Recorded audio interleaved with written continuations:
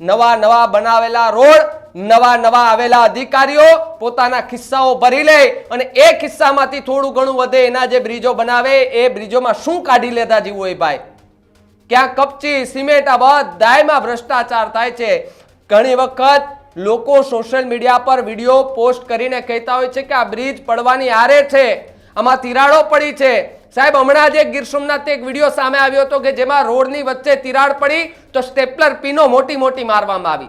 વિચાર કરો કે અત્યાર સુધી કાગળોમાં સ્ટેપલરો લગતી હતી, ફાઇલોમાં સ્ટેપલર પીનો લાગતી હતી, પણ હવે તો રોડ તૂટે તો રોડમાં પણ સ્ટેપલરની પીનો લગાવી પડે છે.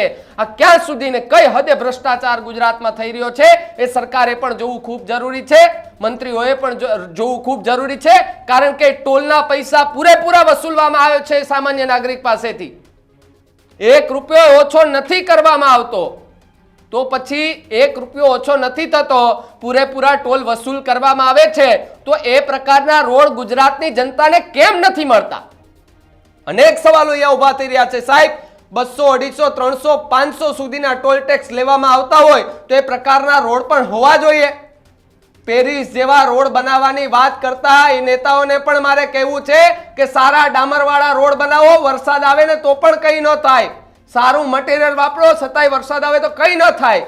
પેરિસ જેવા રસ્તા નહીં જોતા ગુજરાતની જનતાને, પણ સારા રસ્તા બને એની માંગ સાથે ગુજરાતની જનતા કહી રહી છે સરકારને સારા બ્રિજો બને, સારા રસ્તાઓ બને. તો સાહેબ 500 રૂપિયા ટોલ દેવા માટે લોકો તૈયાર છે ને આપે છે ખરાબ રસ્તામાંથી. સાહેબ, રાજકોટથી ગોંડલ પહોંચવું હોય ને તો 1.5 થી 2 કલાક જેટલો સમય તમારી પાસે હોય ને ત્યારે તમે ત્યાંથી પસાર થઈ શકો.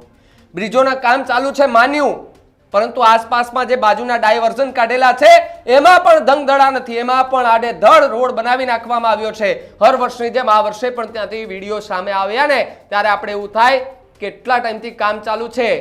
ટોલ ટેક્સ વાળા અથવા તો સરકાર એમ કેમ નથી કહેતી કે ભાઈ રોડ ખરાબ છે તો એટલા સમય માટે જ્યાં સુધી ન બને ત્યાં સુધી અહીંયાથી ટોલ ફ્રી થઈ જશે? આવું તો ક્યારેય નિવેદન નથી આવતું. ભાઈ, રોડ ખરાબ હોય કે સારો, તમારે ટોલ તો દેવો જ પડશે. આ પ્રકારની નીતિ અત્યારે ગુજરાતમાં થઈ ગઈ છે અને ગુજરાતની જનતા રોડ ઉપરથી નીકળે છે ત્યારે એમને ગમે એવો રસ્તો હોય ટોલ તો ચૂકવવો જ પડે છે. સ્વાભાવિક છે, ન ચૂકવે તો પછી ગાડી પાછળ થાય છે, દંડ ભરાવે છે.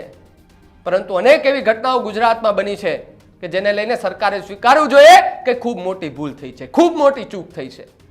કિંમતો નક્કી કરતા એ નેતાઓને અધિકારીઓને પણ કહેવું છે કે સાહેબ, એ બીજાના પરિવારના એ સ્વજનો હતા, જ્યારે પોતાના પરિવાર ઉપર આવે ને ત્યારે આપણને ખબર પડે કે દુઃખ, એ પીડા એ કેટલી થઈ છે. અહીંયા સુધી લાગી આવે છે સાહેબ કે જ્યારે સરકાર કોઈ એવા મૃતક પરિવારને એવું કહે છે કે અમે એમના માટે સહાય